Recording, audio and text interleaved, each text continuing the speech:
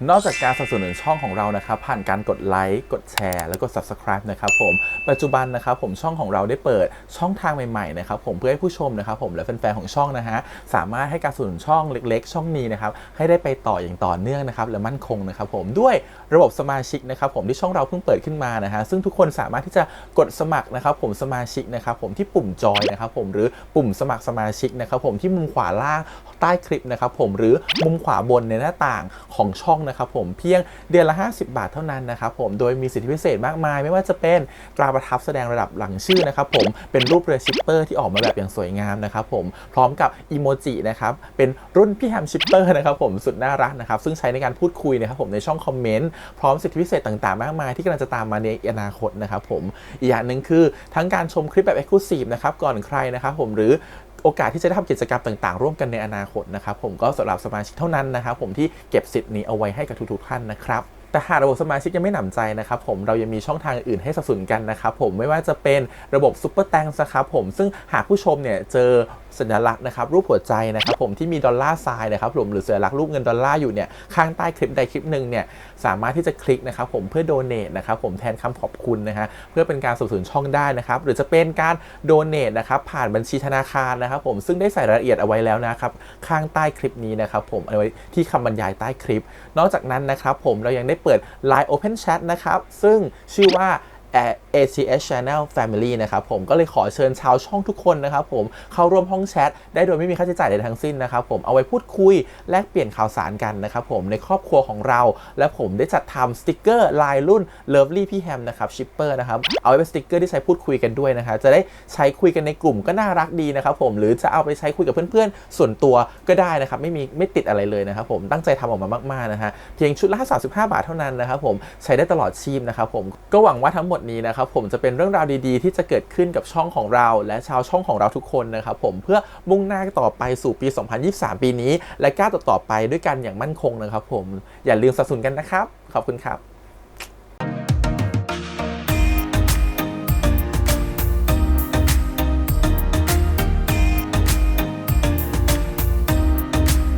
สวัสดีครับยินดีต้อนรับสู่ช่อง ATS Channel นะครับกับพบกันในการ reaction นะผมวันนี้อยู่พี่แฮมนะครับกับการท่านซีรีส์เรื่องจารึกรัตติชาตอนที่10นะครับผม EP ที่10แล้วเหลือ3ตอนสุดท้าย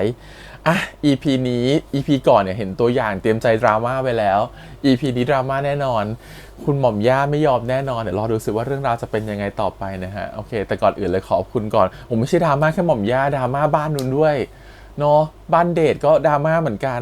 เดี๋ยวมาดูกันดีกว่าแต่ก่อนอื่นขอบคุณก่อนนะฮะทาง GMTV แล้วก็ทาง Netflix ที่เอาทำ reaction ได้นะครับไปดูกันแล้วครับกับจารึกรัตติชาครับผม EP ที่10ไปเลยจาก GMTV Outing ก็มาเจอเรื่องนี้แล้วเนาะมายุ่งกับลูกฉันจะไม่ยอมให้หลานชาย เสียดายน้องอินป่วยไม่ได้ไปร่วมด้วยเสียหายย่อยยับเพราะเธอ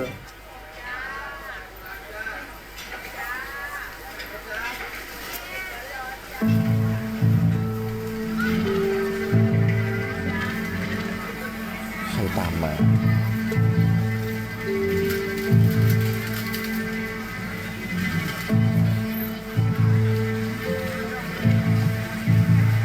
พระเอกรู้ตัวละ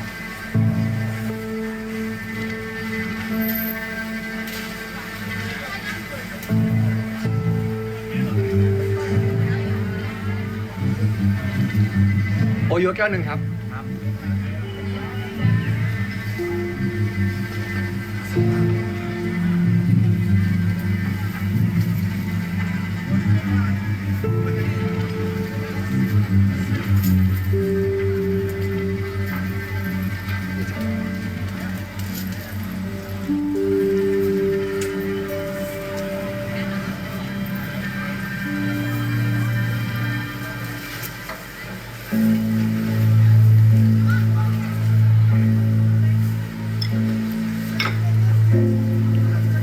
สมเบื้องเลยจ้ะเดินยังไงไม่ดูตามาตาลูกวะแล้วขี่ยังไงแล้วขี่ยังไง แล้วเดินยังไงเล่าแล้วขี่มายังไงแล้วเดินมายังไงอย่าหายไปเลยฉันว่าไปไหนไปไหนใช้จังหวะชุลมุนพิธีดอลติพี่คิดถึงน้องเหลือเกินเสด็จย่าให้คนคอยตามพี่ตลอดจะเจอน้องช่างยากลำบากเหลือเกินต้องคอยระวังตัวทุกฝีก้าว น้องเข้าใจดีครับ ไม่ว่าจะเป็นเช่นใด เวลาที่เหลือนับต่อจากนี้ น้องจะใช้มันกับพี่ให้ดีที่สุด พี่ก็เช่นกัน พี่ก็จะใช้เวลาร่วมกับน้องให้ดีที่สุด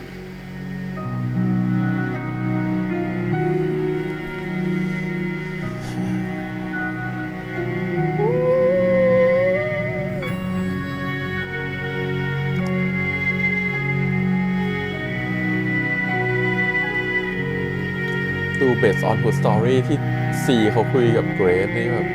เกรซมีแต่ชมอินนะว่าอินเวลาเข้าบทแล้วเล่นเก่งมากแบบสวิชเข้าบทได้เลย วันนี้เป็นวันปัดฉิม มากันพร้อมหน้าพร้อม จบ ตา แล้วเหรอ แล้วนะครับ ตั้งแต่วันแรกจนถึงปัจจุบันนี้ก็ผมรู้สึกเป็นเกียรติและภาคภูมิใจ ที่ได้ทำหน้าที่ตรงนี้ หากมีสิ่งใดที่กระผมบกพร่อง หรือว่าร่วงเกินกระผมต้องขออภัย และน้อมรับคำติชมไว้ณที่นี้ด้วยนะขอรับกระผมหวังเป็นอย่างยิ่งว่าสิ่งที่กระผมสอนไป จะเกิดประโยชน์แก่ทุกท่าน และสยามประเทศต่อไป วันนี้กระผมอยากให้ทุกท่านสบายๆมีปัญหาสงสัย หรือว่าข้อปัญหาใดๆ ได้โปรดถามไทยกระผม เชิญตามสบายขอรับ ท่านครูจะกลับฝรั่งเศสเมื่อใด อุ้ย อีก 20 วันข้างหน้าขอรับ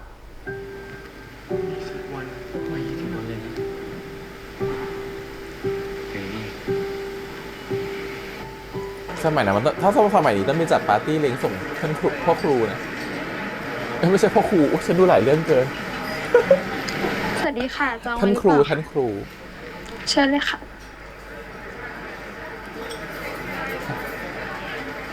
พวกพี่จะไปนั่งที่โต๊ะกับพวกเราใช่หรือไม่ เชิญตามสบายเจ้าค่ะ จะบอกว่าหญิงช่วยนะ พี่ออกไปรอข้างนอกก่อนนะ ฉันจะรีบกลับไปเรียนพระองค์หญิงว่าคุณชายทีและคุณหญิงพามาที่ร้านอาหารนี่จริง และตรงเวลา ไป จริงเหรอ ใช่ อ่า พบผู้หญิงในดวงใจ ดีใจด้วยนะ แม็กซี่ นัดมาร้านเดียวกัน ก็คือหญิงพาช่วยฉันว่า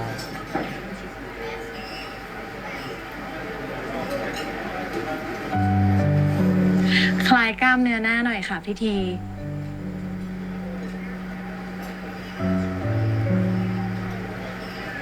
ว้ายตายแล้ว นี่ฟอร์ยองค่ะ คนรักของพาเอง เซอร์ไพรส์ อย่าบอกนะ ว่าผู้หญิงที่นายชอบก็คือหญิงพา ใช่ ผมหัดพูดภาษาชาวสยามเพราะผู้หญิงคนนี้ เจอกันวันรอยกระทง กระทงคุณพาชนกระทงของผม ตกหลุมลมค่ะ ล่ม ลม ก็คือวัน เพราะฉะนั้นพี่ทีไม่ต้องถึงฟอร์ยองกับคุณรตินะคะ น้องหญิงพูดอะไรอ่ะ ใครหึงใคร ไม่มี พูดได้เหรอเนี่ยฟอรยองเข้าใจไหมเนี่ย ก็ได้ครับ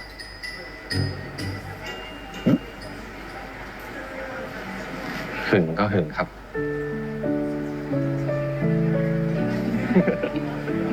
ตายแล้วมาดูมันมีความแบบ หิวแล้ว สังคมเปิดกว้างแ หิว ปลกๆในยุคนั้น ค่ะ หิว เดี๋ยวเรากินข้าวกันดีกว่าค่ะ เชิญครับ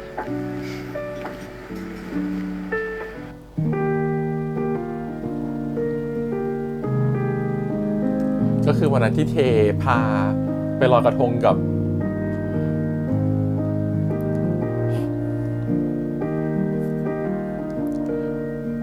ก็คือพาก็ได้เจอรักใหม่เลย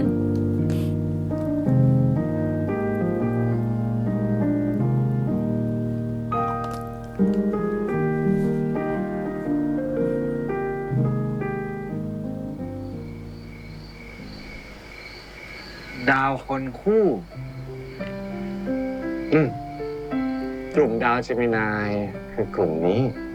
เป็นรูปสี่เหลี่ยมผืนผ้า ค ยับศีรษะมาใกล้ๆพี่สิ จะได้เห็น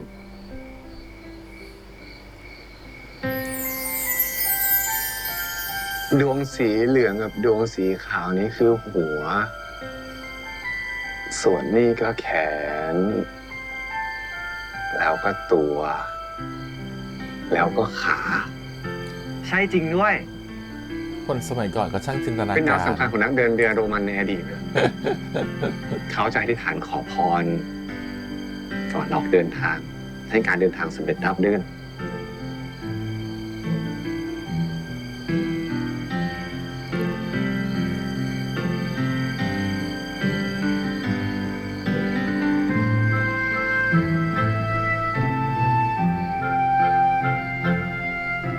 คนหนึ่งทำมือประสานคนหนึ่งทำมือสวดมนต์เอาจ้ะ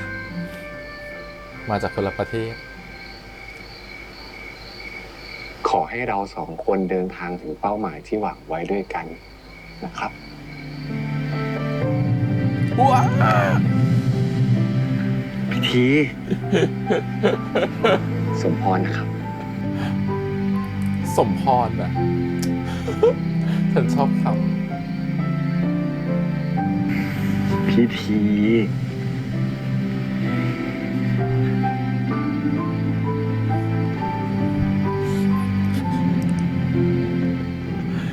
ำยังเอาภาพเจเกรซในงานเอาติ้งออกจากหัวไม่ได้อยู่เลย ติดภาพอยู่ เจเกรซใส่เสื้อลายดอก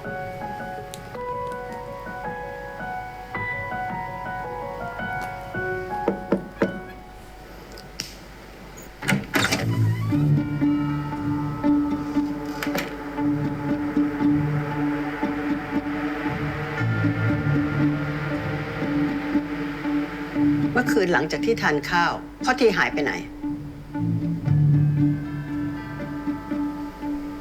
อย่าคิดว่าย่าไม่รู้นะ ย่าเป็น CCTV สิ่งที่เสด็จ หรอ ย่าได้ยินมา ถูกต้องแล้วครับ หลานไปพบกับใครมา ท่านเสนาบดีครับ มีข้าราชการในกระทรวงติดฉินนินทารับหลังหลาน บอกว่าไปถึงปลัดกระทรวง และครูบาอาจารย์ แต่กลับมีบ่าวไพร่มาคอยเฝ้าตลอดเวลาเหมือนเช่นเด็กน้อย ท่านเสนาบดีมีความเป็นห่วง ไม่อยากให้หลานถูกหัวเราะเย่อจนเสื่อมเสียไปจนถึงตระกูลวิสุทธ์แต่หลานยืนยันไปแล้วนะครับ ว่าเสด็จย่ารัก และเป็นห่วงหลานอย่างมาก และหลานไม่ได้สนใจคำคนครับ มันคือผู้ใด ย่าจะไปเอาเรื่องมัน กล้าดีเยี่ยงไรมาหัวเราะเยาะหลานชายย่า ช่างมาเถอะครับเสด็จย่า อย่าใส่ใจไปเลย กล้าชนทุกคน ไม่ได้ จริง แล้วเสด็จย่าจะไปเอาเรื่องคนทั้งกระทรวง หรือทั้งมหาวิทยาลัยได้อย่างไรครับ ใช่ครับ คนทั้งกระทรวงธรรมการ และน่าจะลามไปถึงกระทรวงอื่นๆด้วยเช่นกัน อย่าใส่ใจไปเลยครับ ข่าวลือเสียหายหลานชินแล้วหลานขอตัวก่อนนะครับ ๆ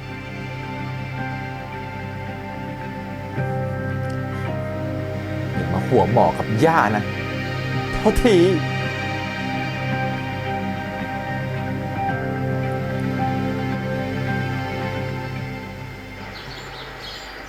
จริงเด้อครับ กระหม่อมจะช่วยรักษาหูของกระผมจริงๆเด้อครับ นี่เองเห็นข้าเป็นคนชอบพูดปดเรื่องไง ไม่ใช่นะขอรับ กระผมเพียงแค่ไม่คิดว่ากระผมจะมีบุญถึงเพียงนี้ครับ ท่านปู่เป็นคนใจดีพ่อฉันกราบเรียนท่านปู่ว่าเองเป็นคนดีไฟดี ท่านปู่ก็เลยเมตตา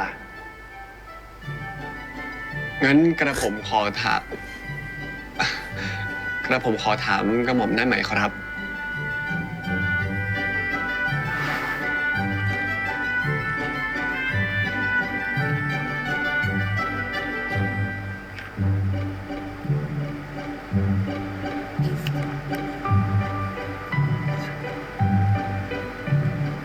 เพราะไอ้หลานคนเนี้ยมัน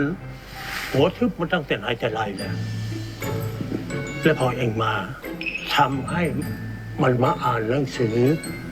แล้วมันก็อยากทำงานนู่นนี่ แสดงว่าเองต้องมีดี ข้าจะไม่ช่วยได้ยังไง แต่กระผมเป็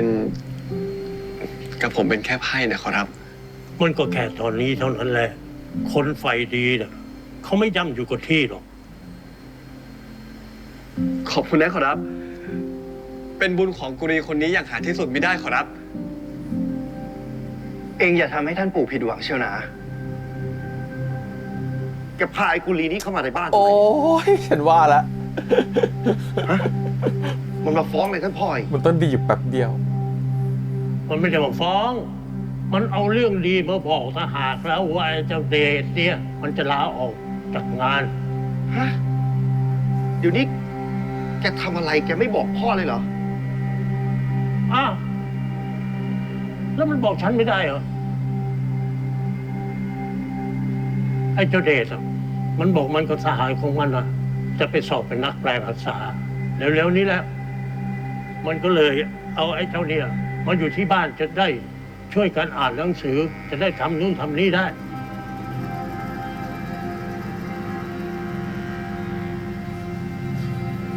ให้ปู่ เอง ช่ว ส ย องคนตัดสินใจหรือ พ ยั อง ไม่กล้ายุ่ง ว่าจะไปเป็นนักแปลภาษาของกระทรวง หรือว่าจะไปเป็นนักหนังสือพิมพ์หน้าตาเองยังกังวลอยู่ ไม่ต้องกังวลเลย เรื่องนี้ข้าช่วยได้ ขอบคุณกระหม่อมมากๆนะขอรับ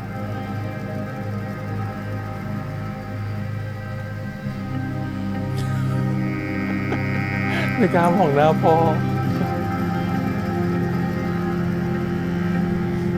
พ่อก็ไม่กล้าทำรุนแรงกับหน้าต่อหน้าปู่ โอ้โห พิธี นี่ ทำไมคนดีทำหน้าทานแบบนี้ล่ะครั อ้วนมาก คุณฤดีทำเองกับมือเลยนะ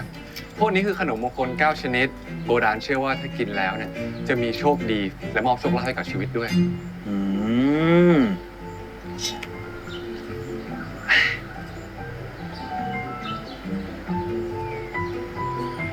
แล้วน้องต้องเริ่มจากไหนก่อนดีครับ ตามใจน้องเลย อันนี้ก่อนนะ จับมือจับมือ สั่งน้ำตาลปี๊บใช่ไหมขอรับ เชี่ยเราโดนหลอกกระทืบแน่เลยอะ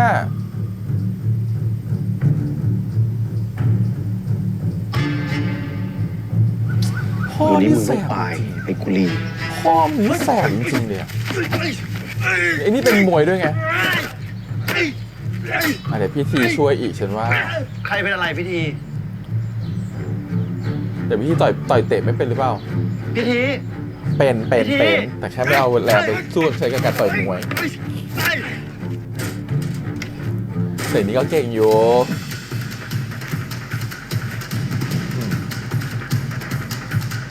ท่านขุนยืนกำกับเลย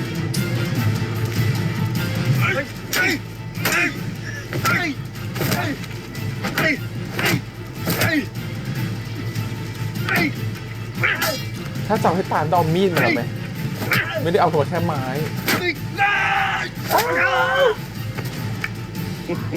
มีฟันหลังเชี่ย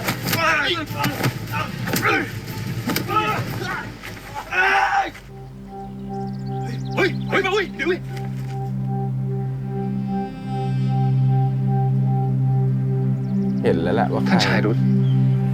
ชายรุธ ในเมฆเป็นยังไงบ้าง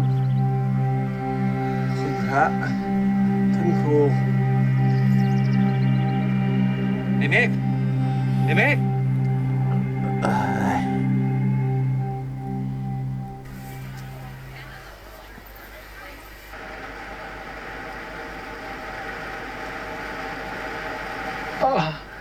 ฟื้นแล้ว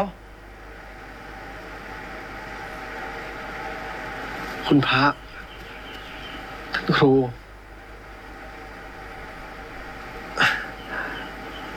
ไอ้เมฆขอบคุณคุณพระกับท่านครูมากนะครับ ถ้าไม่ได้คุณพระกับท่านครู กับผมคงตายไปแล้วครับ ไม่เป็นไรเลย ปลอดภัยก็ดีแล้วนะ ในเมฆ กระผมสัญญานะครับ กระผมจะตอบแทนบุญคุณคุณพระกับท่านครูอย่างดีที่สุดเลยครับ ไอ้เมฆเองเป็นยังไงบ้าง ตกใจ ใครทำอะไรเองอะนี่บอกฉันมาเดี๋ยวนี้นะ พ่อ ดี๋ยวฉันจะไป เธอนั่นแหละ ใครทำอะไรเองเองรีบบอกข้ามาเดี๋ยว โอ้ย นี้ ไอ้ นะ เดชนี่ขนาดข้าหูไม่ดีนะ ข้ายังหนวกหูเองเลย โอ๊ย ก็เองชอบพูดไปเรื่อยตลอด ข้าไม่เป็นไรแล้ว ข้าได้คุณพระกับท่านครูมาช่วย ท่านครู คุณพระ ขอบคุณนะขอรับ แล้วรู้ตัวคนร้ายหรือยังขอรับ ไม่อยากบอกเลยว่าพ่อหนูลูก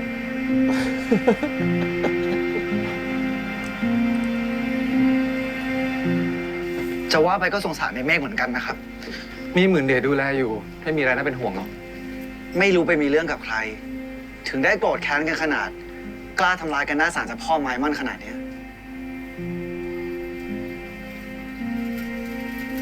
คุณชายรุต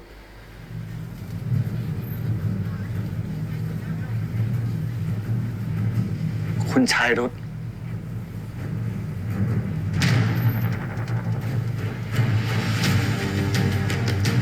คุณชายรุต ชื่อนี้กัน เมื่อไหร่จะเลิกชิงชังคนอย่างพวกเราสักที เออ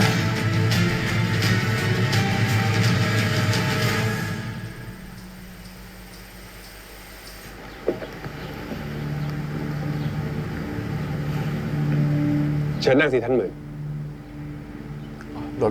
ลดขั้นละจากขุนเป็นหมื่นไปละ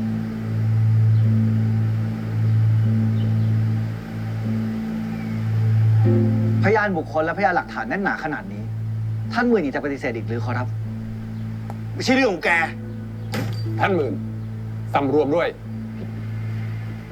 ดีได้ใส่ร้ายป้ายสีคนอื่นนะไม่เล่าเรื่องตัวเองบ้างนะว่าวันนั้นน่ะหลวงรติไปทำอะไรลับๆล่อๆอยู่กับคุณชายทีที่หน้าศาลเจ้าพ่อไม้มัน ศาลเจ้าพ่อไม้มั่น เป็นสถานที่ที่ใครไปขอพรก็ได้ การที่คุณพากับผมไปขอพรที่นั่น มันผิดตรงไหนหรือขอรับกระผมสองคนไม่ได้แอบไปทำร้ายใคร เหมือนที่ท่านหมื่นสั่งให้ลูกน้องไปทำร้ายในเมฆแบบนี้ ก็ผมไม่ได้ทำอะไรอย่างที่หลวงรติกล่าวอ้างไม่เป็นความจริง ถ้าท่านหมื่นยังปฏิเสธเสียงแข็งเช่นนี้กระผมก็มีความกังวลใจ เหตุด้วยท่านหมื่นเป็นข้าราชการระดับสูง อาจใช้อำนาจหน้าที่ในทางที่ไม่ชอบไปทำร้ายใครได้อีก และนายเมฆก็คงไม่ใช่คนสุดท้าย หลวงรติไม่กล่าวหากันแรงไปหน่อยเหรอกล่าวหาฉันแบบเนี้ยก็เหมือนว่าคนทั้งวังสุริยกร ลืมไปแล้วเหรอว่าแม่บุญธรรมของหลวงรติก็คือคนจากวังสุริยกร แต่กระผมกับท่านหมื่นเราไม่ได้เป็นอะไรกัน เพราะฉะนั้นผมไม่มีความจำเป็นใดๆต้องเกรงใจท่านหมื่นอีกต่อไป เรื่องทั้งหมดที่กระผมแจ้งพระองค์ชายไป แล้วแต่พระองค์ชายจะพิจารณาตามสมควรกระหม่อม กับผมไม่ได้ทำทั้งนั้นน่ะนี่คือความสัตย์จริง ฉันได้ข้อมูลจากทั้งสองฝั่งแล้ว จากนี้ไป ฉันจะตั้งเรื่องสอบวินัยฆ่าโทษกับท่านหมื่นเสียใหม่ ทั้งเรื่องก่อเหตุทำร้ายหลวงรติต่อหน้าธารกำนัน และซ่องสุมรุมทำร้ายประชาชนอย่างซ่องโจร โทษขังคุก ปลดยศ เปล่าประจาน ซึ่งจักเห็นผลไม่เกินไปจากนี้ กระหม่อมไม่ได้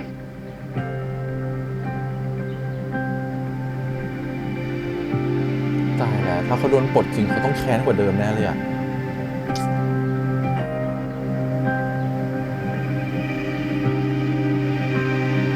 เนี่ยจบแค่ตรงนี้จริงเหรอเรื่องของคุณรุตเนี่ยหรือเขาจะไปร่วมมือกับธัญญา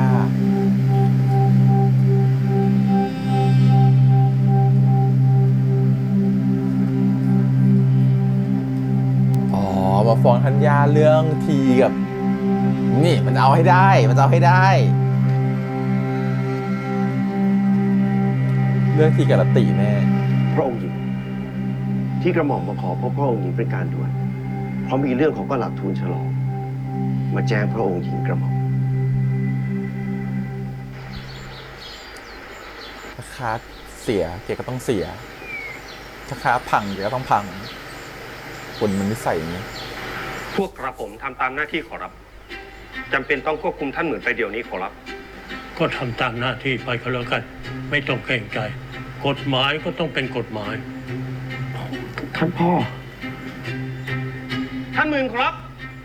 ท่านหมื่นหยุดนะขอรับ ท่านหมื่นขอรับ อ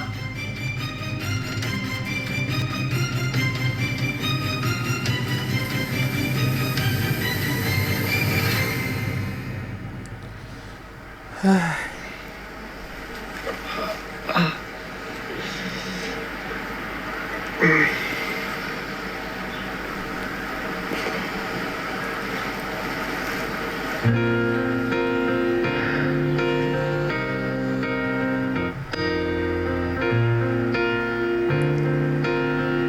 นแผลกลางหลังนี้หมอไม่น่าจะให้นอนทับเลย เดี๋ยวเราต้องนอนตะแคง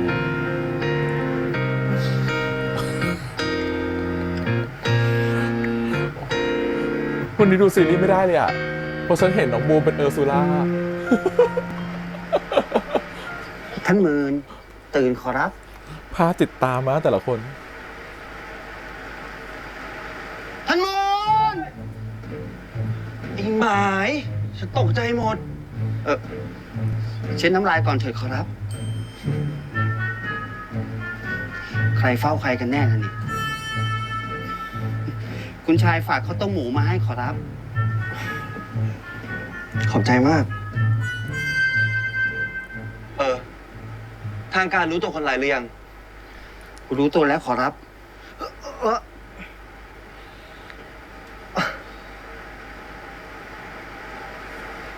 คนที่ฟันไอ้เมฆคือคนของท่านหมื่นรุตและพีพัฒน์ขอรับ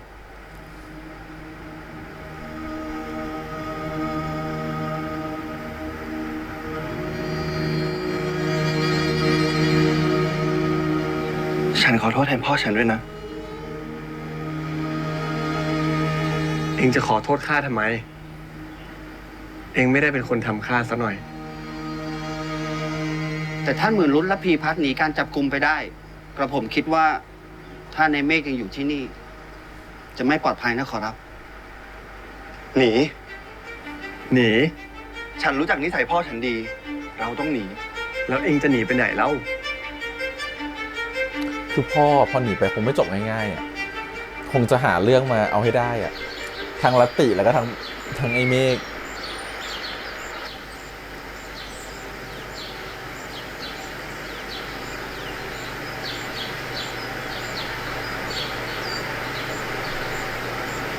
เอกสารที่ต้องพิจารณาวันนี้ทั้งหมดขอรับ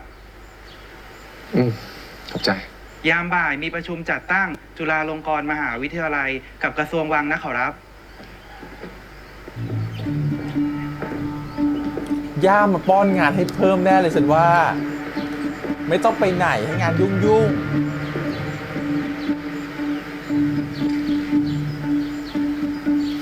เสด็จย่า ย่าไปหารือกับท่านเสนาบดีเรื่องวันแต่งงาน ตกลงว่าจะเลื่อนเป็นต้นเดือนเลย เพราะว่าฤกษ์ดีที่สุด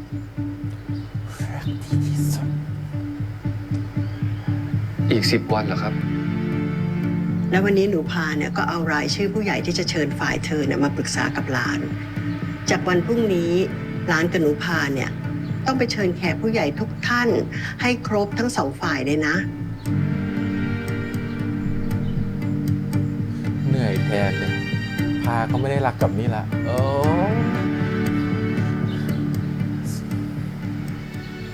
แต่สมัยก่อนมีแฟนเป็นฝรั่งก็ยากอีกไงหญิงพาก็จะยากอีก ก็คือต่างคนต่างยากเป็นรักแบบ นี่เป็นรักชายนั่นเป็นรักคนต่างชาติต้องแบบไม่ได้ทั้งสองอย่างอ่ะ แต่ของหญิงพาจะยังง่ายในวันนิดนึง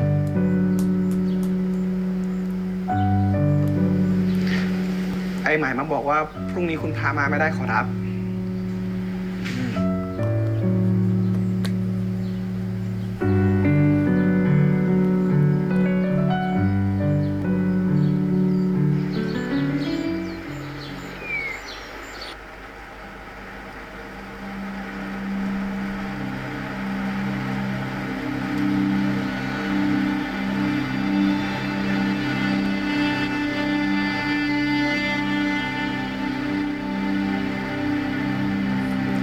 ให้บ่าวสาวไปเชิญยาก็ตามมาทุกที่เหมือนกันนะ หลานชายคนโตของตระกูลวิสุทธ์กับลูกสาวคนเดียวของท่านเสนาบดีกระทรวงธรรมการนี่จะแต่งงานกันเหรอเหมาะสมกันจริงๆเพราะองค์หญิงนี่โชคดีจริงๆ ห หากท่านชายพอมีเวลาไปร่วมงานกราบเรียนเชิญนะคะ แต่ถ้าเผื่อว่าไม่สะดวก ต้องไปสิพ่อทีกับนุภาแต่งงานกันเนี่ยจะไม่ไปได้ยังไงแล้ว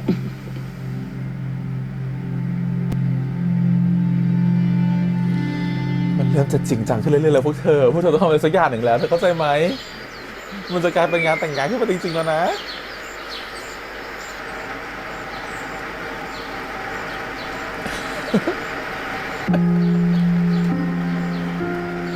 คุณลัตติ นี่มัน ก็ กี่วันเข้าไปแล้ววะ มันนั่งเล่น MV ตรงนี้ ไม่รู้อ่ะ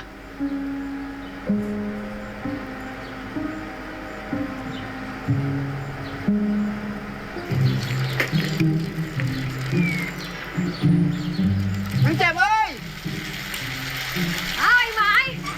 โลกอะไรหอบเองมาวะ ข้าเอาหยวกกล้วยมาให้ เอาไปทำแกง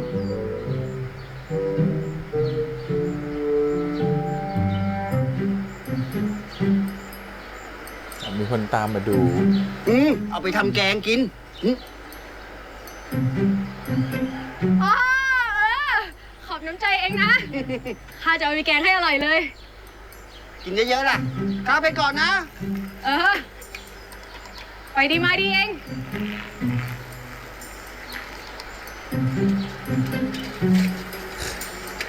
ยานี้ส่งผลประกบทุกคนจริงมีหยวกกล้วยมีอะไร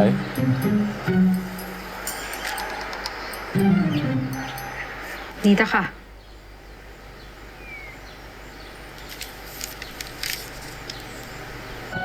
บ่ายสี่พรุ่งนี้พี่จะส่งคนไปรับหน้าบ้านพักนะครับ มาให้ได้หนาพิธี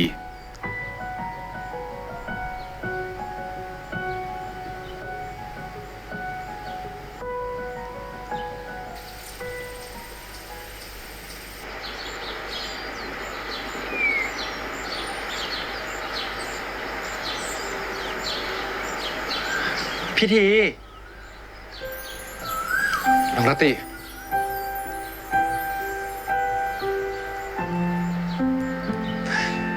พี่คิดถึงน้องเหลือเกิน กว่าจะได้เจอ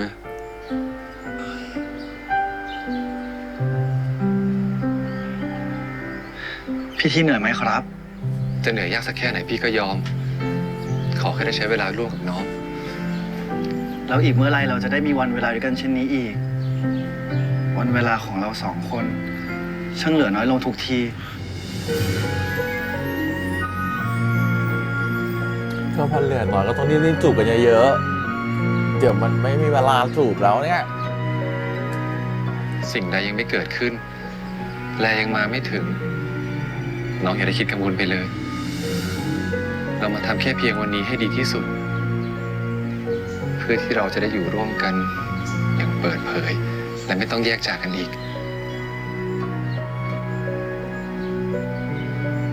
น้องจะรอ พี่เกรดหล่อมากเลยเรื่องนี้ พี่จะทำให้สำเร็จ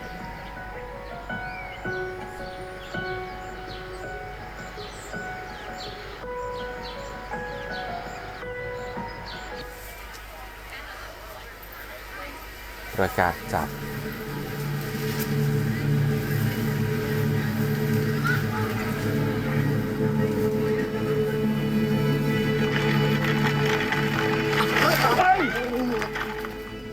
เฮ้ยโหเฮ้ย เดินไม่ดูตามาตาเรือลูกค้ากูตกใจหมดแล้วเนี่ย มึงเข็นหาอะไรไว้กุลี โห มึงนี่ปากหมานะเนี่ย มึงรู้ไหมว่ากูเป็นใคร กูไม่รู้หรอกนะว่ามึงเป็นใคร มึงก็คน กูก็คน ทุกคนเป็นคนเท่ากัน อย่ามาดูถูกกันเว้ยเฮ้ยเฮ้ยเฮ้ยทุกคนเฮ้ยแม่งเลยดูถูกเหรอดูถูกเหรอโอ้โหเฮ้ยมา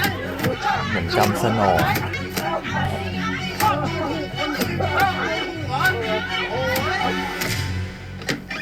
ยิ่งแค้นกว่าเดิมอีกนะเนี่ย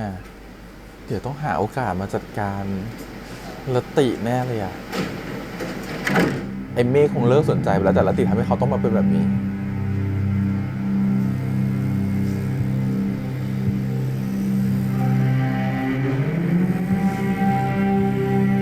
ยานิ ไม่เลิกนะย่าเนี่ย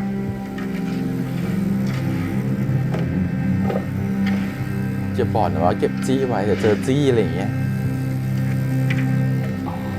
รูปถ่าย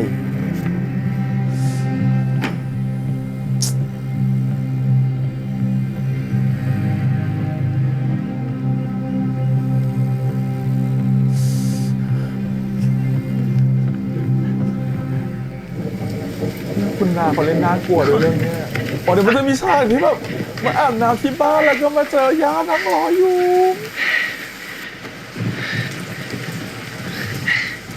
รีบถอดผ้าออกก่อนเถอะครับ เดี๋ยวจะไม่สบายหมด ย่านั่งอยู่แล้วฉันว่าตอนเนี้ย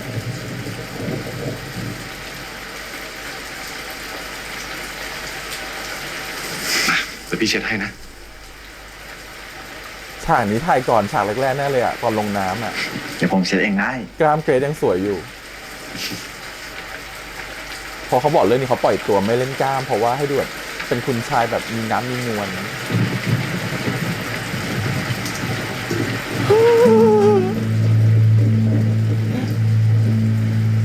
เสด็จย่า เป็นผีเลย ผีเจ้ายา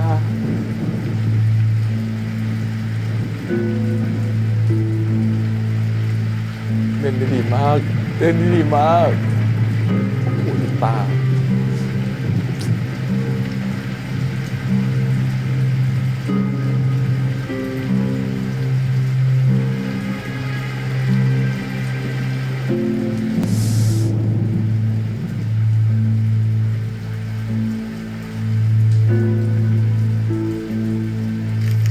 ให้ดูแล้วมันขีด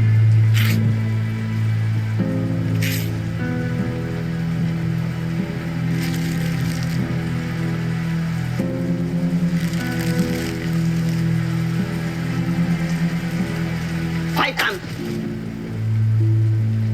มีโยนใส่หลานด้วยหลานดีที่สุด นี่อะไร อะไร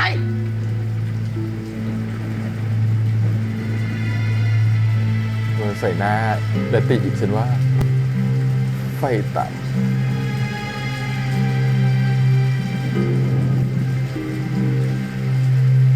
ผมเราและปีบริสุทธิ์ใจ และมั่นใจต่อกันและกัน เราสองคนรู้สึกต่อกันเช่นหนุ่มสาวที่รักใคร่และปรารถนาดีต่อการจะพึงกระทำผมไม่เคยอยากหลบเร้นหรือปิดซ่อน ความรักของผมกับน้องนัตติแม้เพียงสักนิดเพราะผมมั่นใจ และแน่ใจ ำโอ้ยมาจะเอาหัวเลย และไม่คิดจะแปลเปลี่ยน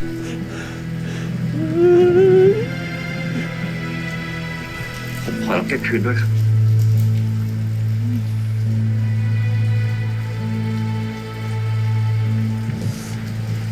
ฉันหาทางลงให้เรื่องนี้ไม่ได้เลยอะ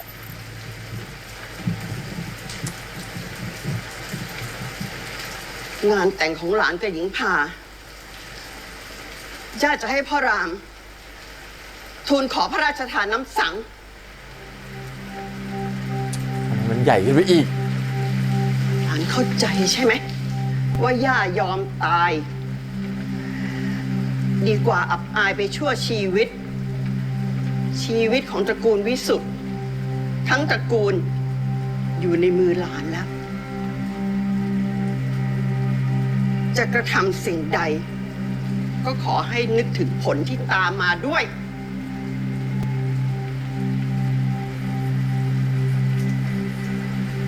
ต้องให้พาไปพูดแล้วว่าพาเขาไม่ได้รักเขาแล้วล่ะเพราะว่าขอพระราชทานน้ำสั่งเนี่ยก็คือถ้าไม่แต่งงานเนี่ยก็คือทำให้กษัตริย์เสียหน้า มาระคายพายุพลบาท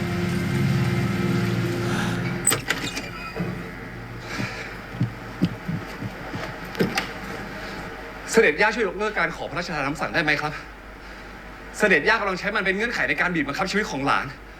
หลานขอร้อง แต่ย่าทำทุกอย่างเพื่อเกียรติยศศักดิ์ศรีของตระกูลเรา แต่นี่มันชีวิตของหลาน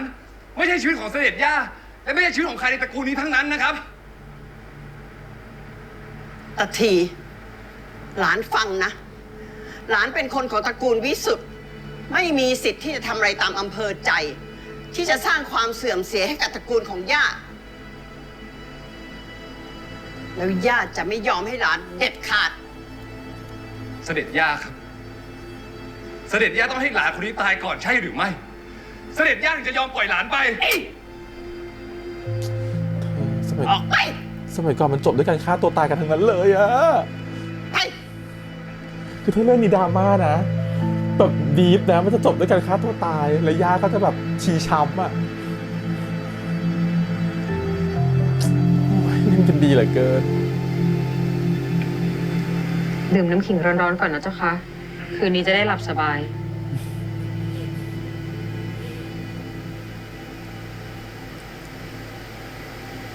เหลืออีกแค่10 กว่าวัน พี่แจ่มพี่กุย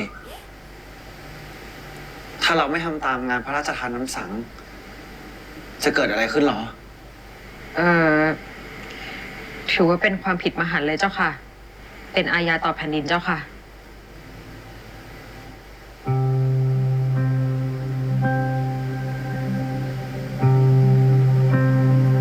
แต่หลายคู่ก็คือได้คำสั่งแล้ว แต่งงานแล้วก็เลิกกันเยอะเหมือนกันนะแต่สมัยก่อนไม่ใช่ไงสมัยก่อนไม่เลิกแต่สมัยนี้เลิกเย ดิ อะ ฉั เล น ย ต้องทำเช่นใดดี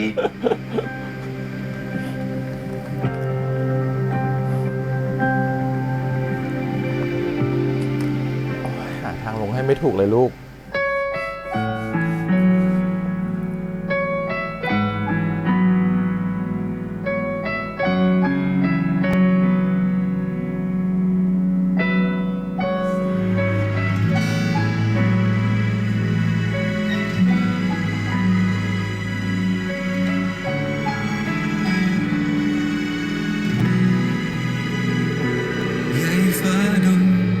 เล่นกลให้ฉันมาพบเธอ ใครกันหนอบันดาลให้เจอและชิดใกล้ น้องขอสาบานต่อพระแม่คงคา และเทพยดาสิ่งศักดิ์สิทธิ์ในค่ำคืนนี้ ต่อจากนี้ทั้งกายและใจของน้อง จะคิดคำนึงถึงแต่พิธี แต่เพียงผู้เดียวเช่นกัน เทพยดาบอกว่าแบบช่วยรออีก100 ปีข้างหน้าได้ไหมลูกอีก100 ปีข้างหน้าเขาจะมีสมรสเท่าเทียมลูก พี่ยังไม่รู้หรอกว่าพี่ต้องทำอย่างไรให้ความรักของเราสองคนเป็นจริง แต่ขอเพียงน้องรติไม่ถอดใจจากพี่ พี่ก็จะไม่ยอมแพ้และพี่จะทำทุกอย่าง ให้เราได้อยู่ด้วยกันเช่นคู่รักคู่อื่น แม้จะลำบากยากเข็ญเพียงใด หรือแม้จะต้องแลกด้วยชีวิตของพี่ก็ตาม บันทึกไว้วันเอ่ยมีรักที่แสนงดงามบังเกิดในส่วนหนึ่งของหัวใจโอบไกลบนนั้นช่วยขอตอบฉันทีได้หรือไม่หากอยากจะขอให้ใจบันทึกเธอไว้ ใครอะ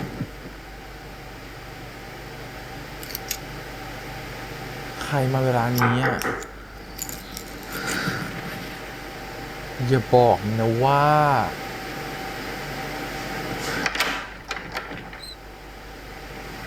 พิธี ไปกับพี่ หนี เพื่อนรุ่นน้องกับผมฝากบอกว่า มันขอตอบแทนบุญคุณด้วยการนี้ ให้คุณชายคุณรติ อยู่บ้านมานานเท่าที่ต้องการเลยขอรับ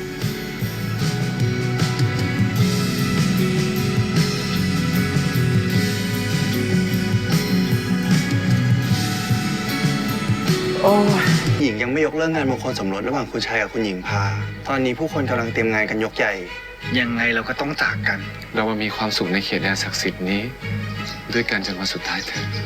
ข้าอยากอยู่กับเองแบบนี้ไปตลอด จารึกรัติชา เมื่อไรที่พี่คิดถึงน้อง ก็ให้เขียนสมุดบันทึกเล่มนี้ แล้วเก็บทุกความทรงจำเอาไว้เพื่อน้อง ตายละตายแล้วแบบนี้ฉันว่าฉันดูทรงฉันว่าฉันเริ่มเดาออกแล้วแหละ ฉันว่านะ ความรักครั้งนี้นะ ก็คือว่า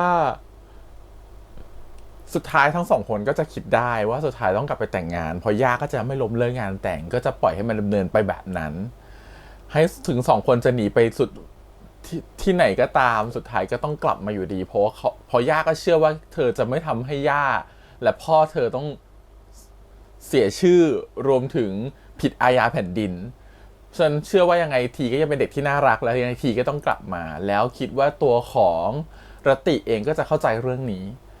เพราะฉะนั้นดูจาก EP หน้าตัวอย่างก็คือรติก็คงคุยกันแบบเข้าใจแหละว่ามันขอให้เก็บเป็นบันทึกความทรงจำแล้วกันมันตามชื่อเรื่องเนาะจารึกของรติชาเนาะก็คือเก็บไว้เป็นความทรงจำของเราสองคนว่าครั้งหนึ่งเราเคยรักกัน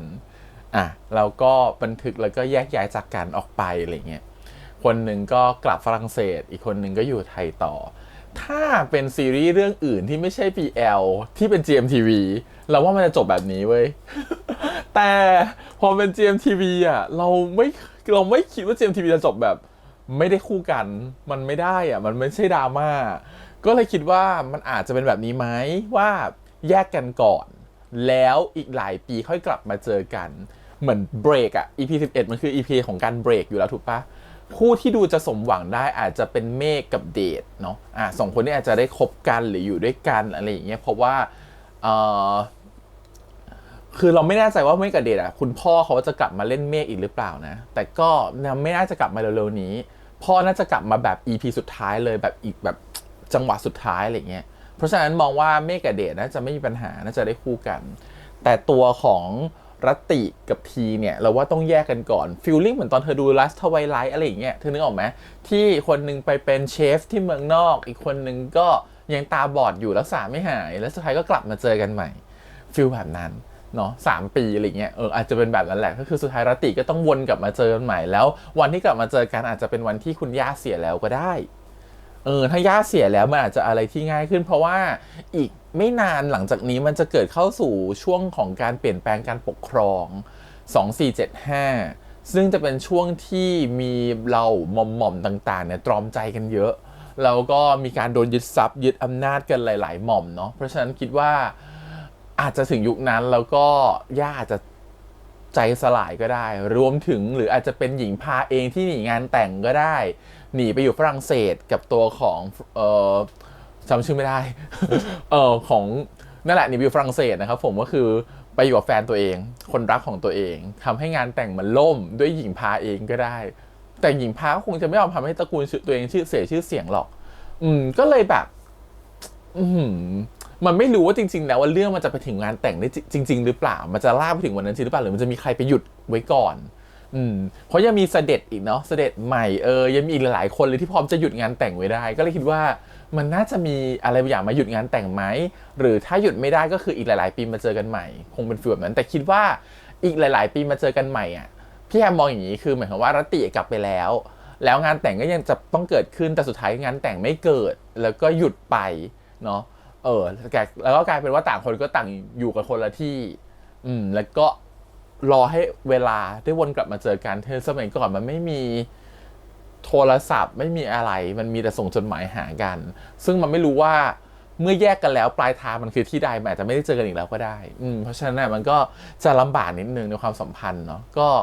ดีเหมือนกันก็สมมติถ้าแยกกันไปแล้วกลับมาก็จะเป็นแบบพรหมลิขิตซ้อนพรหมลิขิตเหมือนสุดท้ายเราก็วนได้กลับมาเจอกันมันคงจะมีแค่ทางนั้นแหละที่มันจะดูสวยงามที่สุดแล้วสำหรับซีรีส์แบบนี้นะแต่จริงๆในความเป็นจริงใน in reality เนี่ยคือมันเป็นไปได้ยากมากแล้วส่วนใหญ่สมัยก่อนเนี่ยใครเจอเหตุการณ์แบบนี้หนักๆเนี่ยมันก็เหมือนกับที่เขาบอกแหละก็อาจจะฆ่าตัวตายได้หรืออาจจะว่าแบบตัดหางไม่ได้ตัดหางปล่อยวัดแต่คือตัดขาดความเป็นญาติหรือตัดขาดความเป็นญาติหลานกันมันอาจจะเป็นฟิลแบบนั้นเพราะว่าเธอสมัยก่อนเขาจำกัดมันแบบนี้มันทำไม่ได้หรอกขอเทพยดาก็บอกว่าอีก100 ปีรอได้ไหมลูกมันไม่ได้จริงๆคือนึกภาพตัวเองไปอยู่ยุคนั้นแล้วเราต้องมีแฟนเป็นคนรักผู้ชายสุดแล้วตัวเองมีตำแหน่งแบบนี้คือนึกได้อย่างเดียวคือถ้าเอาแบบรักกันมากจริงๆถ้าไม่แบบไม่สนใจอำนาจไม่สนใจเงินคือรักกันจริงๆนะก็ไปอยู่ด้วยกันพี่แฮมนึกถึงเรื่องไหนเรื่องหนึ่งว่าเรื่องชั่วฟ้าดินสลายอันนั้นก็เป็นเจ้าเมืองเหนือเหมือนกันแล้วก็ตอนรักก็รักมากฉันจะถวายตัวให้ทุกอย่างเกี่ยวกับความรักแต่พอสุดท้ายแล้วก็โดนโซ่ตรวนจับอยู่ด้วยกันแล้วก็รู้ว่าการมีความรักนั้นมันไม่ได้สวยงามอย่างที่คิดไว้เพราะความรักไม่สามารถที่จะกินได้ความรักไม่สามารถที่จะเป็นอำนาจไม่สามารถจะแทนอำนาจที่เคยมีได้ความรักไม่สามารถจะแทนยศถาบรรดาศักดิ์ได้มันมีแต่ความรักเพียวๆ แล้วการที่พวกเขาต้องใช้ชีวิตแบบตัวติดกันหรือต้องหลบซ่อนๆมันทำให้ตัวเขามันลำบากมากขึ้นมันไม่รู้จะฝ่าฟันความลำบากนั้นได้หรือเปล่าโดยการที่ตัวเองไม่มีศักดิ์และสิทธิ์เหมือนเดิมแล้วอันนี้เป็นสิ่งที่ถ้าในเรื่องโชคฟ้าดินสลายเขาทำโทนดาร์กเอาไว้ให้เห็นนะว่าจริงๆแล้วความรักไม่ได้สวยงามขนาดนั้นแต่ในพาร์ทของความเป็น BL อ่ะยังไงมันก็สวยงามเพราะฉะนั้นพี่เลยมองว่ามันมีทางออกทางสว่างที่จะเป็นไปได้อยู่ไม่กี่ทางแล้วแหละไม่กี่ช้อยที่จะเป็นไปได้แต่ต้องบอกว่า EP นี้คือแบบเดือดนะมันเป็นความสัมพันธ์ที่อยู่แบบท่ามกลางความแบบถูกจับจ้องอ่ะ CCTV เต็มบ้านเต็มเมืองงงมากคือถ้าคุณย่าอยู่ในปัจจุบันคุณย่าก็เป็นบริษัทสายสืบแล้วแหละโอ้โหส่งคนเก่งมากนะฮะหรือไม่ก็ไปแข่งกับพี่กันชัยได้เลยโหนกระแสคือขุดเก่งมากนั่นแหละแต่ด้วยความคุณย่าเนาะเราเปลี่ยนความคิดคุณย่าไม่ได้หรอก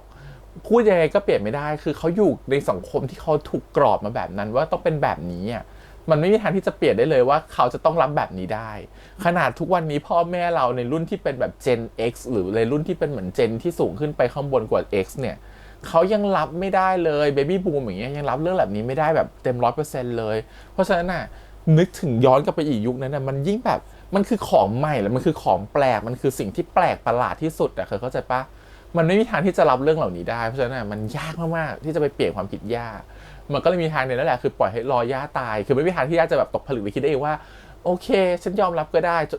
เหมือนที่หลานพูดคือต้องหลานตายก่อนถึงจะรับได้ก็คือมาเสียใจทีหลังอ่ะเพราะฉะนั้นดูทรงนะฉันว่าถ้าจะออกให้สวยคือต้องรอย่าตายก่อนอ่ะคุณพ่อรับได้อยู่แล้วแต่ย่าเนี่ยสิไม่โอเคก็ต้องรอดูกันไปคิดไม่ออกคิดได้ประมาณนี้ที่ออกแล้วดูสวยสุดอย่างอื่นอาจจะมีสวยกว่านี้ก็ได้แต่ถ้าสวยกว่านี้มันจะดูเป็นแบบเว่อร์ไปนิดนึงมันจะมีความเป็นแบบมันจะมีความเขาเรียกนะธงสีขาวที่ไม่ควรจะมีบนธงสีเขียวหรือธงสีดำคือจริงๆสตอรี่มันดำมากอยู่แล้วอ่ะมันแซดอ่ะเข้าใจป่ะแต่คือคุณกำลังเอาธงสีขาวที่บอกใช่ยังไงต้องจบด้วยธงสีขาวให้ได้แบบมันต้องสวยงามคุณจะปักมันให้ได้มันก็จะเป็นแบบนั้นมันเรื่องมันจะดำเนินไปอีก2 ตอนสุดท้ายด้วยความแบบเบียวๆนิดนึงหมายความว่ามันก็จะมีความสมเหตุสมผลน้อยลงหน่อยแต่ถ้าเขาจะให้สมเหตุสมผลมากหน่อยอ่ะมันก็จะมีช้อยส์ที่พี่แอมไปบอกไปแล้วแหละคือต้องรอเวลาทุกอย่างต้องใช้เวลามันอาจจะไม่ได้วันนี้มันอาจจะยังไม่ใช่ตอนนี้มันไม่ถูกที่มันอาจจะยังไม่ถูกเวลามันต้องรอก่อนแต่ความรักที่มันคงมั่นมันก็จะอยู่แบบนั้นต่อไปแหละมันก็จะไม่เสื่อมคลายกับความสัมพันธ์แบบนี้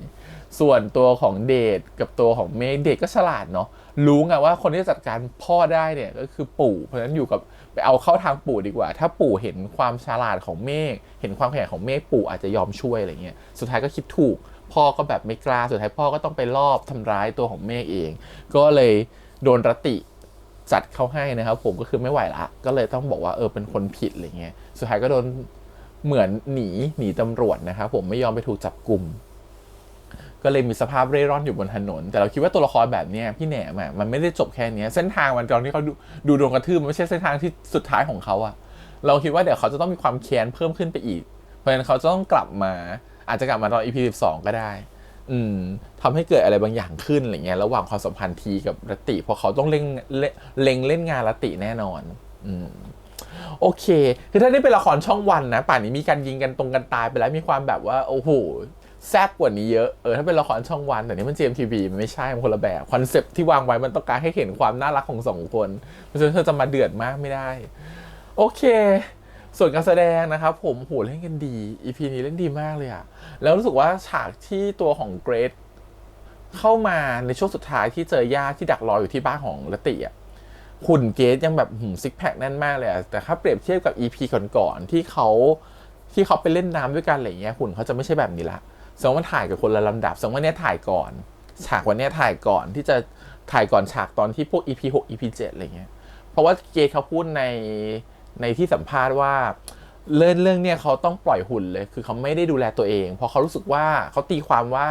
คนที่เป็นคุณชายสมัยนั้นมันไม่ได้มีฟิตเนสมันไม่มีอะไรเล่นกล้ามอย่างนี้หรอกมันก็จะมีแบบแค่แกนแบบไอ้เมฆไปเลยที่แบบต่อยมวยอะไรเงี้ย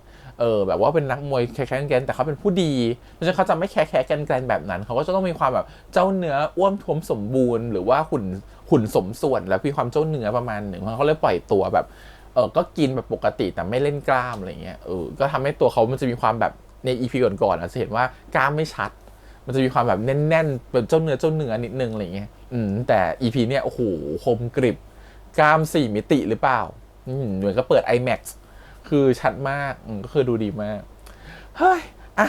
เหลือ2 ตอนครับทุกคนลุ้นกันไป EP หน้าไม่ต้องเลย EP หน้าตับไตไส้พังแน่นอนเพราะว่าน่าจะดราม่าสุดๆน่าจะทิ้งระเบิด EP หน้าแหละแล้วค่อยไปคุกกับ EP 12อ่ะคนดูเหนื่อยเขาไม่เหนื่อยหรอกเราเนี่ยเหนื่อย